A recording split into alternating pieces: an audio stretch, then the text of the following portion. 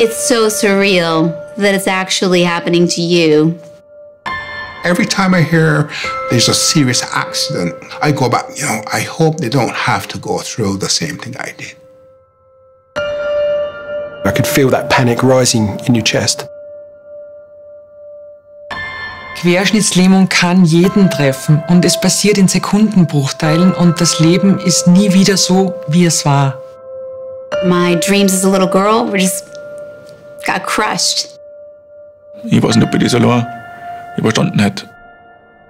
Ich will einfach leben und freue mich über jeden Tag, wo die Sonne aufgeht.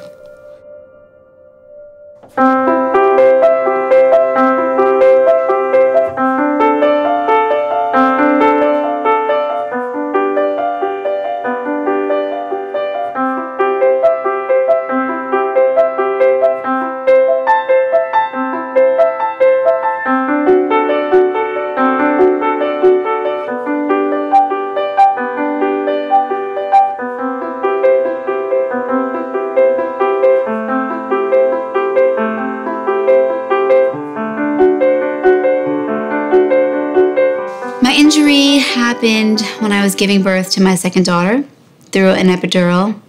The doctor had a drug issue. I'll get the shell out though because that won't taste very good.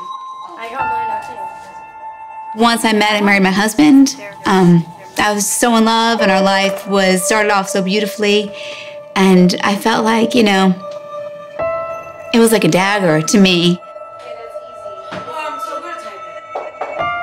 Transferring, showering, little things that just you did and were not a big deal to do becomes sort of extraordinary. The entire family has been affected, and I would think it would be really interesting to know what my life would have been like if I was walking. Dass primär Adrenalin-Junkies betroffen sind, das ist ein absoluter Irrglaube. Das stimmt ganz einfach nicht, weil 50% aller Querschnittsverletzungen sind das Resultat von Verkehrsunfällen. Das heißt, dass sich jeder von uns eigentlich tagtäglich in der Hauptrisikogruppe bewegt. Und am Ende der Skala ist dann mit 6% Freizeitsport und ganz am Ende mit 3% Extremsport.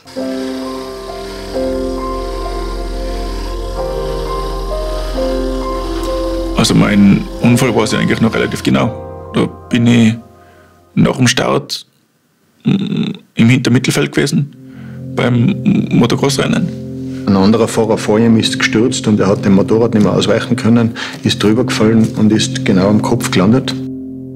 Es war eine Quetschung des 5. Halswirbels. Vor allem in der Intensivstation habe ich schon eine richtig schwierige Zeit gehabt.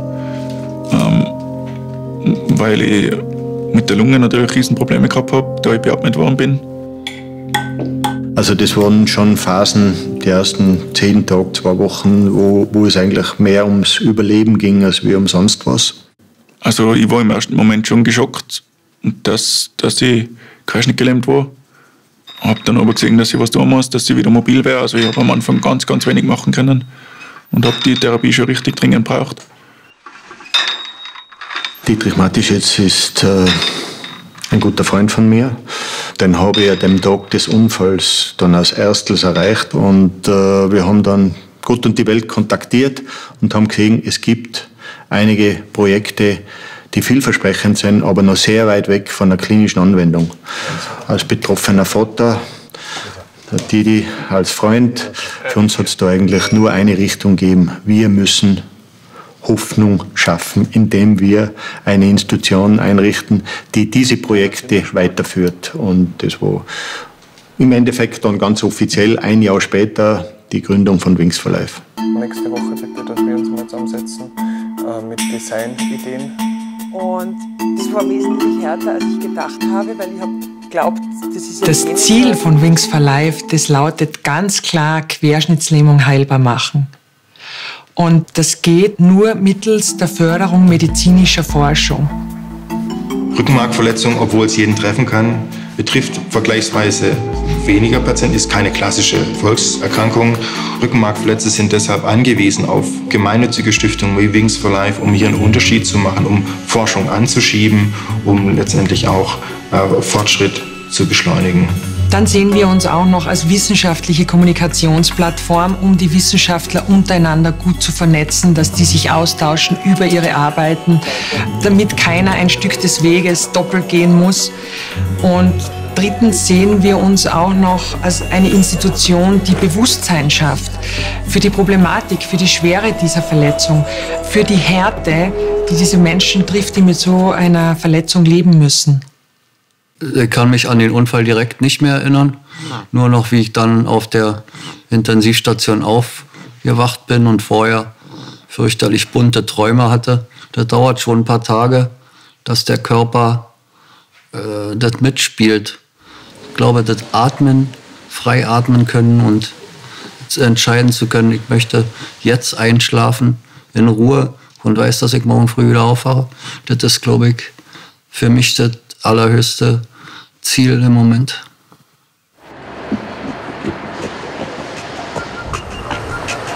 And so when the spinal cord is damaged, all of the messages in terms of movement, feeling, control of bowel and bladder function and so on is interrupted. Spinal cord injury can be thought of as a two-step process. The first step involves the actual injury itself and mechanical trauma, and the types of injuries can be very, very widely. The spine is typically broken, and there's a fracture, and the bone fragments put pressure on the spinal cord, and there's instability. Now, after the initial injury itself, there's what's called a secondary injury.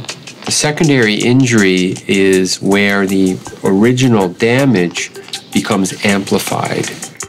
Within that region, there's a series of reactions that involve cells migrating, contusion. It's a lot like a bruise that you might have on your skin and your soft tissue, but it's happening in the spinal cord. This process evolves over a couple weeks or a month and damages some of the nervous system tissue there. And this can be quite challenging for the individual because it can result in even worse complications related to the primary injury. So the whole spinal cord isn't damaged, usually just one level. And then all the function below that level is impaired or even lost. Those nerve fibers generally tend to be myelinated, and this myelin allows the conduction of the nerve impulse to occur rapidly. If the secondary damage causes damage to the insulating material around the nerve fibers, then the conduction of the impulse cannot occur. And so one nerve cell now cannot communicate with its partner down the road. So now the communication is lost. Even though the axon is still intact, it's functionally useless. The brain wants to move the arms or the legs, and it can't get the signal to the healthy part of the spinal cord that's below the injury. Die Höhe hat einen großen Einfluss natürlich auf das Ausmaß der Ausfälle. Die Patienten, die am besten bekannt sind allgemein, sind die Paraplegiker mit Verletzungen im Bereich der Brustwirbelsäule. Und dann gibt es ja sogar Patienten mit Verletzung der Halswirbelsäule, die man Tetraplegiker nennt. Man kann sich ja leicht vorstellen, wenn einem auch noch die Hände gelähmt sind, wie erheblich man doch dann beeinträchtigt ist.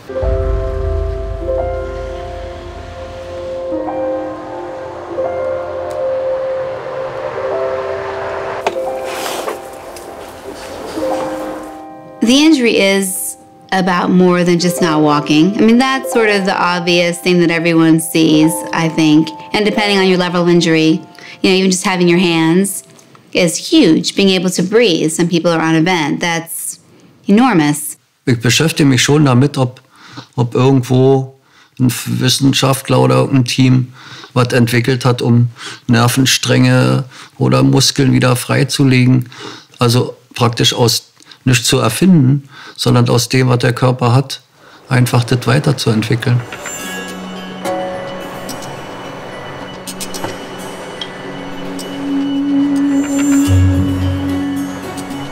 Die Rückenmarksforschung ist ein relativ junger Forschungszweig. Und ganz am Anfang, da haben sich einige wenige Pioniere damit beschäftigt. Und es galt ja lang das Dogma, dass es im zentralen Nervensystem keine Regenerationsfähigkeit gibt. Und in der Medizin braucht es immer relativ lange, bis sich neue Erkenntnisse wirklich durchsetzen. When I first started working in the field 30 years ago, it was generally thought that central nervous system axons could never regenerate. And I did some experiments that showed that if you provide the nerve cells in the spinal cord in the brain with the nerve from the leg, then those nerves would regenerate the length of the spinal cord. So what did it tell us? It told us that it can regenerate through a piece of peripheral nerve, but it cannot go through the spinal cord itself. So there's something in the spinal cord that prevents it from growing. So this kind of opened up the field in terms of, where do we look? In terms of, we know it is possible, but how do we get it to do it? Jetzt sind wir natürlich als Stiftung gefordert, auch die nötigen finanziellen Mittel zur Verfügung zu stellen. Das ist jetzt ein ganz wichtiger Zeitpunkt. Raising awareness for the foundation, for the Wings for Life Foundation, is really paramount for us. So having something like the Wings for Life World Run, where the world is focused on a particular event, instantly hooks you into the reasons why.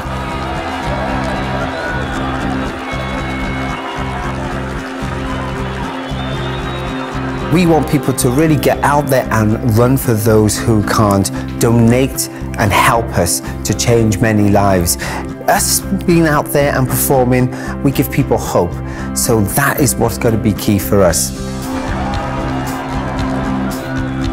You can be a beginner, you can be a professional runner, you can be there with your friends and family, open to people in wheelchairs. It is there for everybody to participate.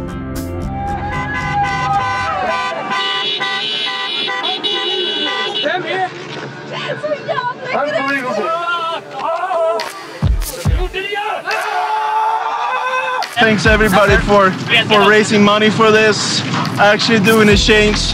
I don't know if I'll be able to walk one day, but that could be pretty cool.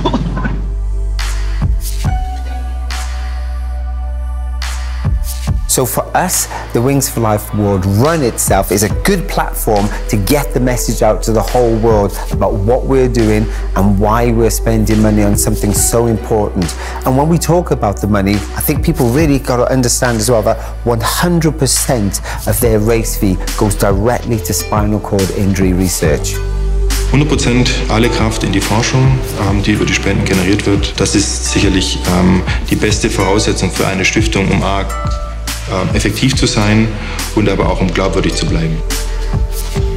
Ein Wings for Life gefördertes Projekt muss 3 Kriterien erfüllen. Es muss innovativ sein, es muss Qualitätsstandards erfüllen und es muss mittelfristig zumindest auch eine Anwendungsperspektive bieten für rückenmarkverletzte Patienten. I think Wings for Life not only provided the funding, it gave us a forum with the meeting in Salzburg to disseminate our findings to various other groups around the world. So that's why we have open grants competition that's open for people around the world. And we have an international review board that reviews these grants, and we fund the best research that is done, no matter where. I always see the treatment for spinal cord injury as a puzzle. It's a complicated puzzle. And one part of the puzzle will come from engineering, one is rehabilitation, and one is biological repair. When these 3 blocks work well together, we will have a true impact on the recovery of spinal cord injured people. Und die Erkenntnisse des einen helfen vielleicht dem anderen Wissenschaftler wieder sein Projekt weiterzuentwickeln. Und ja, Steinchen nach Steinchen wird da eingefügt, bis wir hoffentlich in nicht allzu ferner Zukunft das komplette Bild vor uns haben. And there's a lot of us out there that have been waiting for something and living our lives, as best you can, as joyfully as possible, but with that hope of regaining the use of your limbs, which is how we're really designed.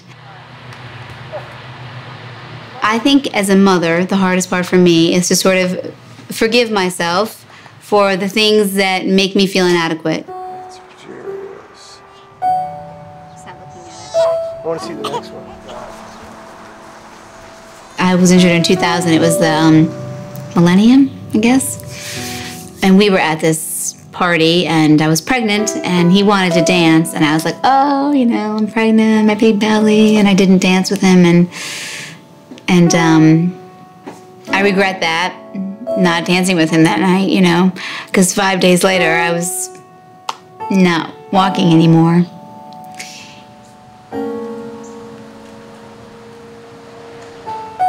Besonders berührt hat mich die Annette, die ich in New Haven getroffen habe, dass sie keinerlei Bitterkeit in sich trägt, weil sie eigentlich durch die Hand eines anderen Menschen verletzt wurde.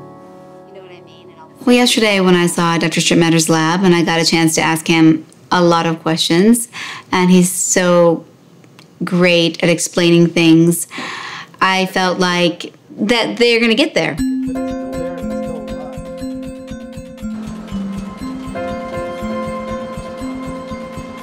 Our major interest is after these wires, these axons that connect above and below the injury have been cut, we want to reconnect. We want to have electrical impulses going from above to below the spinal cord injury and thereby restoring function.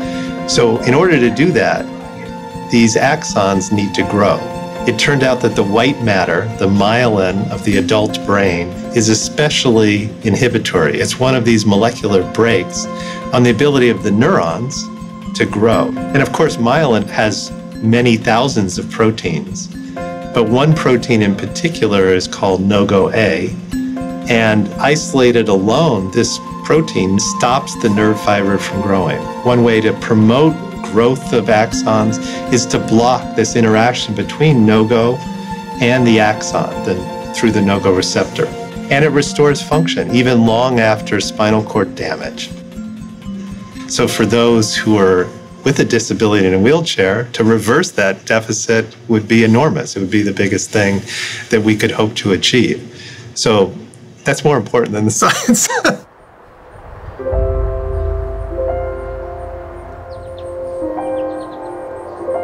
I remember vividly, it was on January the 22nd, 2008. I just came home from work. There was lots of snow in the driveway, but under the snow, there was what we call black ice. So I was actually going to the bottom of the driveway to pick up my recycling bins from garbage, and I slipped on the black ice. I fell backwards, my neck snapped, and I couldn't get up off the ground. Lying in my hospital bed, I can just barely move my fingers. I had spinal cord compression, I guess, and it would require decompression surgery. And Dr. Finley's walked in with his entourage, about 5 interns or assistants behind him. And he said to me, he said, you know, Mr. Griffith, when they're in trouble, they send for me.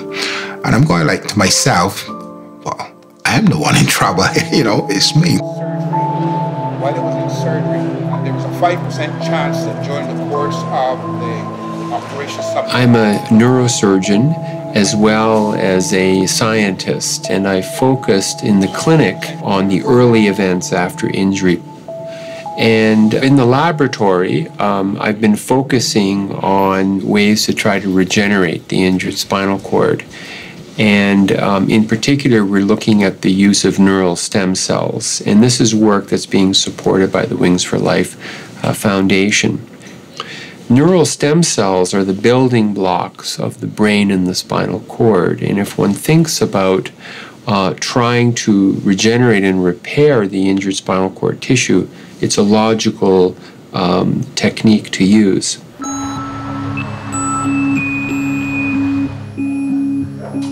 In den letzten Jahren braucht es sehr viel Arbeit, um so bestimmte Grundlagen zu verstehen. Und die haben sich jetzt so rausgebildet, dass man diese Grundlagen wirklich in Therapien umwandeln kann. Und das, was wir machen, ist mit dem Rehabilitation Engineering, mit der Entwicklung von Geräten, ist genau zu ermöglichen, dass Patienten in der sehr schweren Verfassung, wo sie sind, akut trainieren können, anfangen zu trainieren. Und je besser sie werden, sie mehr gefördert und gechallenged werden mit den Therapien. Das Gerät, was wir hier entwickelt haben, ist ein Prototyp, ein ganz neues Gerät, heißt Float. Das ist ein Trainingsgerät, wo der Patient entlastet wird. Aber dieses Gerät kann tatsächlich sehen und lernen, wie stark der Patient Hilfe braucht und gibt dem Patienten nur so viel Hilfe, wie er benötigt.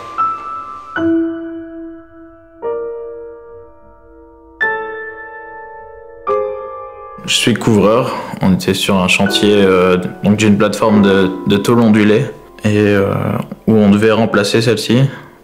Et au bout d'une semaine où on travaillait sur cette plateforme, je suis passé à travers... j'ai mal mis mon pied, je suis passé à travers la plateforme. Ich bin da abgesprungen vom Mini-Trampolin.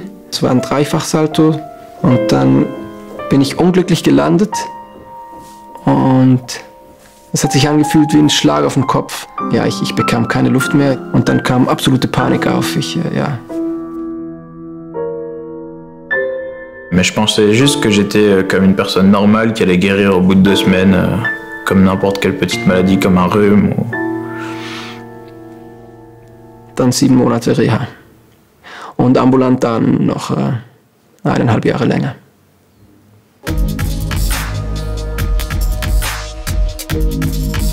STIMO specifically is a result of a decade of very systematic and precise scientific research that allow us to really understand, one, how to stimulate the spinal cord, and second, build the engineering framework that enable to deliver this quite complex technology to the people. Well, at this point it has become the crusade of my life.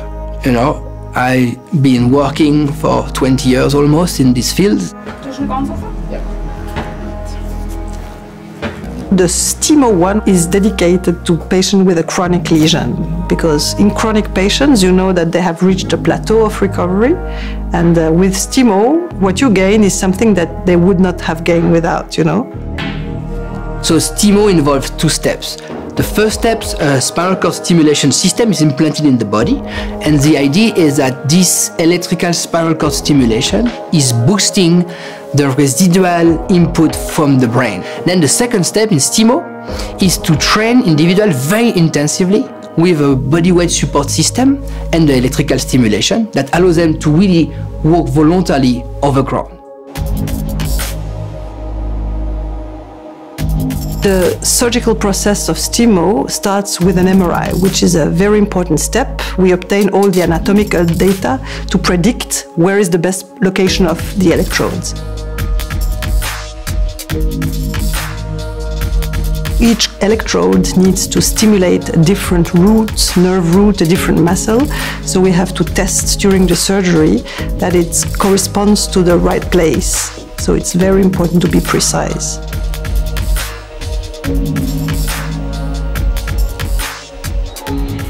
With Jocelyn Bloch, it's very easy because we are very complementary role. I'm more like the engineer, neuroscientist, and she's a neurosurgeon, medical doctor. So there's a pure synergy, So this is very special in a way in research because we are just working for the same goal, and it can make a difference because when you find this synergy, you can push the barriers. It's really a teamwork, It would never have been possible, just one person or 2 persons could not have achieved that.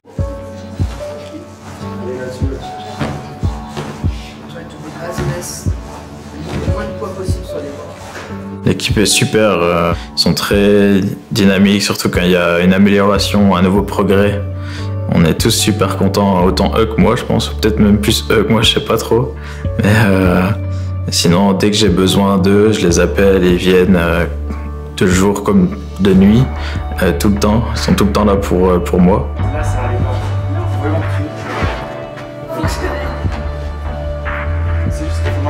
Also Gregor Kurtin habe ich kennengelernt 2011 und im 2016 ging dann die Studie los. Zu Beginn hat die Stimulation nicht genau gemacht, was wir wollten. Die Kommunikation zu den Wissenschaftlern hinter den Bildschirmen musste abgestimmt werden. Das war für alle neu. Ja, war hart und zum Teil auch sehr mühsam. Reduce right hip down to 5. Okay. Put stimulation there. 2.5. Got it. Now go to 45. Reduce right hip flexion. All right. 0.5. The step that is very difficult is this intensive training. An entire phase of personalization of the electrical stimulation programs.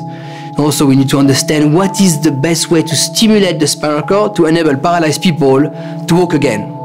And this is not a magic pill. It's not that people wake up and suddenly they can activate their paralyzed muscle. They need to work really hard. What we are really doing is help the brain help itself.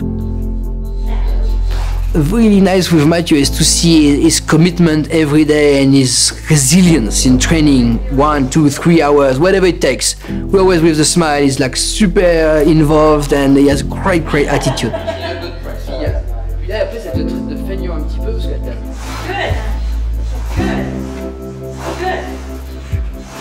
He trains a lot, and the first thing I see is that his legs have grown. I mean, the muscles are much larger. He sees himself that there are progresses and there are better things in his whole body. J'étais content, c'était une grande satisfaction.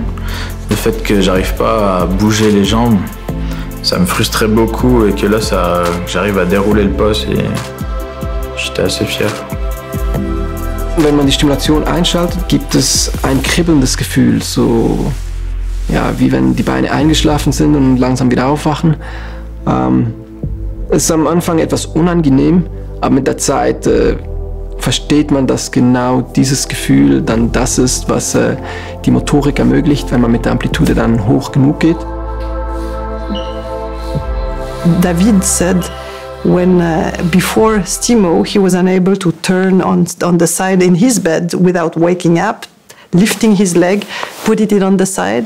And after Stimo, he did not need to do that anymore because it was more spontaneous when he was sleeping. And for him, that was a major step, you know.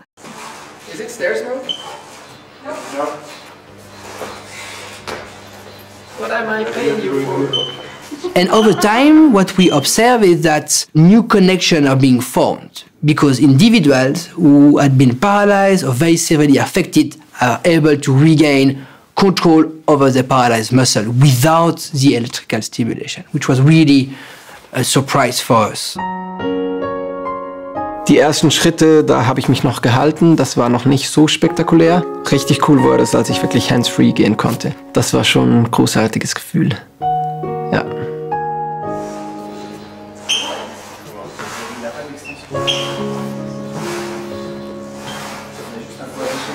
That was for me the most emotional moment, showing me that maybe something can be done for people with a spinal cord injury to improve their quality of life.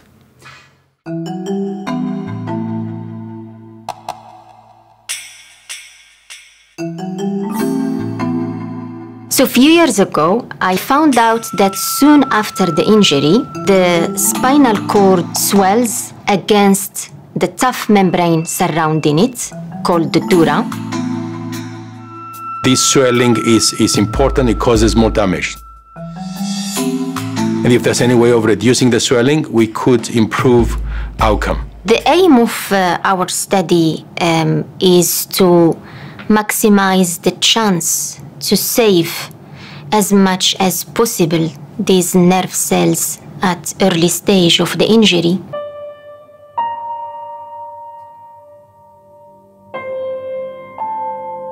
I was talked into doing a charity bike ride. I was talked into it by a friend and started training for that. And I was on my way down to his house. I was only doing 8 miles an hour, no speed at all really, but the barrier I didn't see until it was too late. And then I went over the top and landed on my head. I went to reach up to my face, particularly on the left-hand side here, just to reach up and see how that was. And nothing happened. That was incredible, really, because I really tried hard to move my arm, and then I thought, no, something's really seriously wrong here. It's devastating to see Stephen as a young man coming into our unit, paralyzed. The surgical management of spinal cord injury focuses at fixing the broken bone. There isn't any treatment, unfortunately, that we can offer nowadays to improve the outcome of the patients. So I was rushed off from the injury site, like where I had the accident, to initially King's College Hospital in London, which is where the nearest A&E was, and then I was drafted by one of Professor Papadopoulos' staff and said that actually, because of your level of injury, you could be co-opted into this experimental opportunity, the experimental clinical trial. So the idea was to insert a tiny probe to measure the pressure inside the injured spinal cord. I take patients to the operating theater, I open the skin, I put the screws and the rods in to fix the bone, which is the standard treatment. And at the end of the procedure, I make an opening in the dura, the membrane around the spinal cord, and insert under the microscope the probe so that it lies between the swollen spinal cord and the surrounding dura to measure the local pressure. We have to collect all this data to be able to analyze it and understand what is happening to the injured spinal cord. My personal view is that the monitoring and reducing the swelling is fundamental. So measuring these pressures and changing the pressures in a good way will allow drug treatments to work more efficiently. So a combination of treatments, but with the monitoring being the basis. And this is where the support of Wings for Life is extremely important, because it allowed us to develop these techniques and save nerve cells. Professor Papadopoulos was absolutely like a knight in shining armour for me. I was in intensive care, I'd just woken up, and he came to the end of my bed and said, "What can you do?" And at that point I couldn't do much at all, but we were talking about some sensation that I was starting to get back in different places, and he said to me, "Yeah, we'll walk again." And then he disappeared, like poof, like green smoke, and then disappeared. My wife Helen and I were literally just looking at each other going, what that's such a bombshell to drop and then just disappear. But you know what, that gave me hope. That said to me, this isn't lost. But yeah, I remember the first time I moved, it was my thumb on my left hand. It just twitched, the tiniest little movement, just a twitch. And I thought it was a spasm. I didn't think it was me at all. I was trying to move something. And I thought, right, okay, let's try that again. And I did it again, and it moved again. And as soon as I saw that move, I thought, right, that's it. I can make this happen. I made that happen. Yay! Oh, wow, look at that. Oh, God! Yay, Steve! Brilliant. And I remember seeing him one day, and then he could move a finger, and I remember seeing him after a few days, and he could move a toe, and you could tell that this is somebody that's probably going to go and improve and be able to walk. It was amazing to see day by day the improvement that he was experiencing. No words can describe the feeling you have. I'm often asked what that journey is, from being a head on a pillow post-paralysis, just laying there in bed looking up at ceiling tiles, to being able to do some of the sporting achievements that I've managed to achieve since. I mean, for instance, I was able to get on the very same bike that I fell from and cycle 100 miles on a static turbo trainer.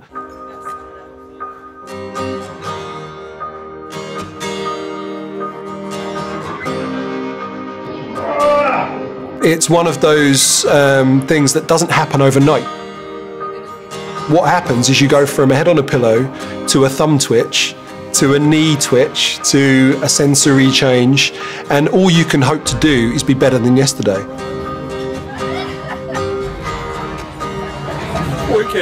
Without the work that Mr. Papadopoulos and Ms. Sadoun do, I wouldn't be here. I wouldn't be in this position. The aim for next year is to teach our techniques in other units to be able to improve outcome after a spinal cord injury. Today we've done 76 patients. We want to continue monitoring patients, and we want to disseminate our findings and our techniques to other intensive care units around the world.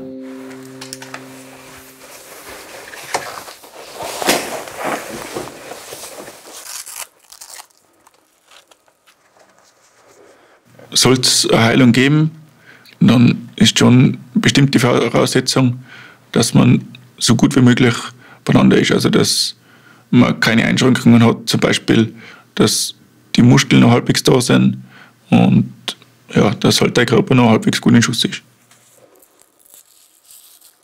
Der Alltag, der heißt Therapie und Training, weil wir ja 100%ig daran glauben, dass sich was tun wird auf dem Sektor und dafür wollen wir natürlich, dass der Hannes körperlich gerüstet ist.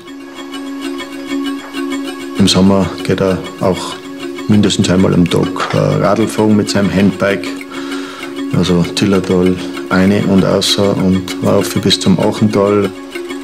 Das Handbiken ist in dem Sinn cool, weil ich relativ frei fahren kann und halt wohin kann, wo ich jetzt mit dem Rollstuhl eigentlich keine Chance hat. Ich kann halt einmal an einem Tag 20 bis 30 Kilometer Runde fahren und hab mit dabei Fahrer gehabt, bin ein bisschen umeinander gekommen, also ist schon ein cooles Training. Physiotherapy helps an awful lot. And a lot of times you might not have the same functions you had previously, but you can still reach a point where you have a good life. Der Trevor Griffith zählt zu den ganz wenigen Menschen, die nach Wochen oder Monaten aus einem Rehabilitationszentrum gehend wieder rausmarschieren. Ich denke, er hat so einen Blick in die Hölle gewagt und durfte die auch wieder verlassen. And what I did, I celebrated all my improvements, however minor. So for example, the first time I was able to move from my wheelchair to my bed on my own, I called my wife and said, guess what, Judy, I was able to move from my wheelchair to my bed on my own. And she said, great, and we celebrated that. I really gained back the overwhelming majority of my sensation. And my bowel and bladder, I mean, I know that's sort of embarrassing to talk about, but that's a huge bit of recovery that I had like 4 years into it. You know, it's sort of the untold thing, because you know you can't see it, but certainly in terms of my life and living and even just infection and other issues and time, huge. Vollgas zu geben hat natürlich in der Forschungswelt andere Bedeutung als wie in meiner vorhergehenden Tätigkeit als Sportler, wo es um Sekunden gegangen ist. Und da geht es halt um Jahre und das ist ein Thema, mit dem man sich sehr schwer anfreunden kann. So I get asked sometimes, me and my colleagues have been working for so long in this field, why haven't we found a cure yet, right? Well, we are working on a very tough problem, in a way to peel back the mysteries of 300 million years of evolution. When you put it in that context, what we have done in 30 years is absolutely incredible. I just think what takes a long time is the understanding and the process itself and science and approvals and clinical trials and all those things are, they have the course that they have to run for the reasons that they need to do it that way, and it takes time. Hard to be on the waiting end of that. So you're holding your breath, you know, that it comes together as quickly as possible. If we want to push further and faster the work that's done in spinal cord injury, we need to have organizations, we need to have foundations that are targeted, whose sole function is to target and focus on spinal cord injury. So Wings for Life plays this really essential role that can't be filled or won't be filled by the government or by pharmaceutical companies. The eventual goal is shared by almost every project, but nobody can predict today that this is the one route to take to get to that goal, and we need to pursue many routes. We can see a cure possible, but we're not there yet. Well, I'm inherently impatient, so the sooner the better. Realistically, it takes time, but we are in clinical trials now with neuroprotective drugs, and clinical trials are moving forward with neural stem cells. So there is real hope that we could be seeing real advances in the next 5 to 10 years. We don't know what might even come, next year, because surprises happen in terms of discovery. I certainly do not feel pride in what we have achieved. On the contrary, I feel a lot of responsibilities and more pressure than before to really bring this proof of concept into a treatment. Science is hope, for sure. It's serving a community that may not be great in numbers, but they're great in need. There are no shortcuts to this because we need to provide hope, but we cannot do it at the expense of poor science. Mit der Hoffnung darf man nicht spielen, da muss man vorsichtig sein, ganz klar.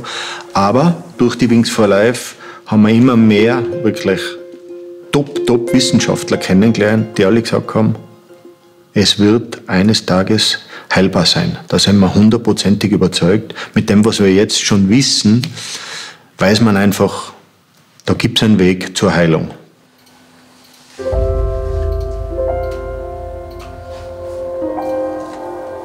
Also wenn ich wieder gehen könnte, würde ich mal als erstes auf den Torradl steigen und mal gescheit Gas geben.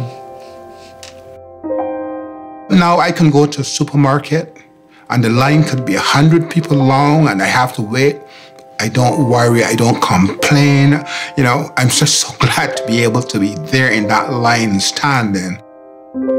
Vorgestern habe ich mich am meisten gefreut über eine frische Scheibe Brot.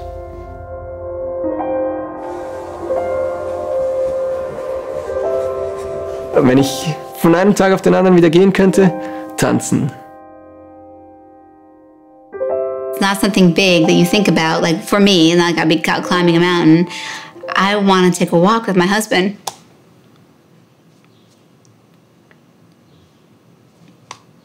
Simple.